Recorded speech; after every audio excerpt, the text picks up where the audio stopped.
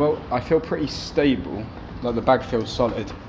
It's just heavy, but it feels pretty good. It doesn't feel like it's gonna like fall or rip or anything. It's actually really nice having this one on the front because it kind of balances me out. Yeah. But the weight isn't an issue at all. No, I've got no idea what I'm doing. Victoria Street.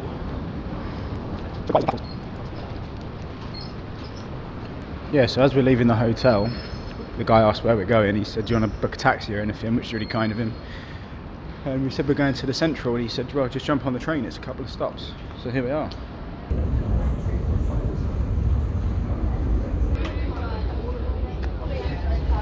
We have just checked out of our lovely hotel in Sydney, and thanks to Alex on reception, he informed us that we could get to the Central train station via the tube, which has cost us an almighty $1.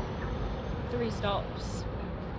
I don't know how long we were on it, like 10 minutes? 10 minutes, yeah. And it's a double-decker tube train thing, which is just ridiculously cool. And now we are sat outside of Central. This is the Surrey Hills area, I believe. Danny just rang our Voco hotel in Brisbane to confirm our booking, which is just for one night. Because after then we're going to have our first workaway experience.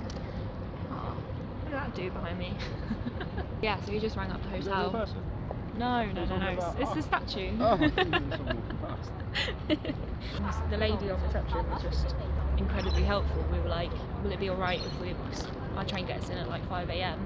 Is it okay if we come and dump our bags with you and then go explore? Immediately she was like, well, hang on, let me see if we'll be able to check you in early.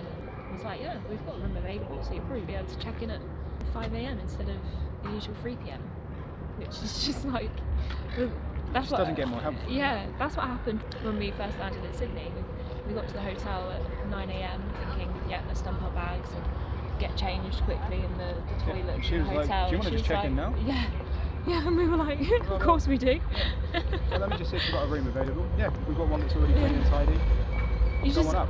You don't get that. And then, so in London, I was out for a night and I missed my last train home. I booked a travel lodge after missing my last train at 3 a.m. I missed the train at 11 and then I was out drinking until 3 a.m. Booked the room online, turned up to the hotel. It was on the same date, but because it was 3 a.m. and check-in is 3 p.m, they said, well, you're like 12 hours early, you can't check in. I'm thinking, oh no, of course.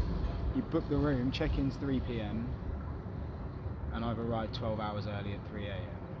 I was like, is there any way that you could just move it back to tonight? So like, check-in was 3 p.m. today.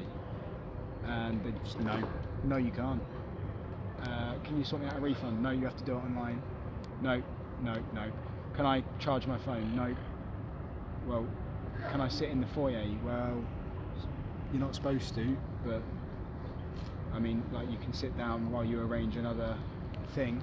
So then I'm sat there and I have charged my phone in a socket in the foyer, and they took the liberty of asking their security guard to come and stand right by me the whole time that I was there trying to charge my phone on a, you know, them dodgy chargers that, you know, charges 1% every 10 minutes, if that. So, and I'm fighting it, trying to find somewhere to stay. They just couldn't be less helpful. Couldn't be any less helpful. And that's London for you. I think in the end I actually just got an Uber. I got an Uber from London back to where I lived, which was like £110, which was actually cheaper than the hotel cost. You know, sometimes you've just got to think outside the box. But yeah, you don't get that kind of help or hospitality in England, because everyone's fucking miserable. It's unbelievable. Like, everybody is just genuinely so nice.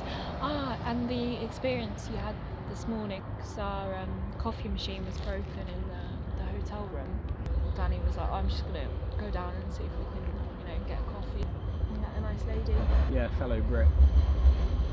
And it was nice because the guy that was working in the restaurant with the barista, he was like, you know, an older man, Australian, and she was a younger girl, British, who had been travelling and started working. And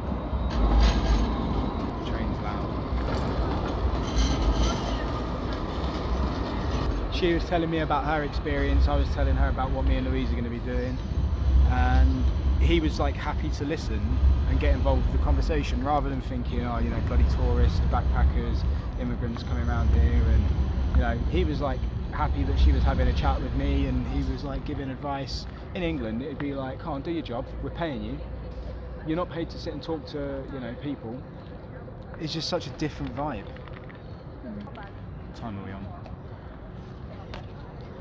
2 o'clock. So we're getting a train soon, which is exciting. I feel like we should go over there and get some snacks for the train. At least some drinks, maybe. Yeah, alright. This train journey we're doing is 14 hours up to Brisbane.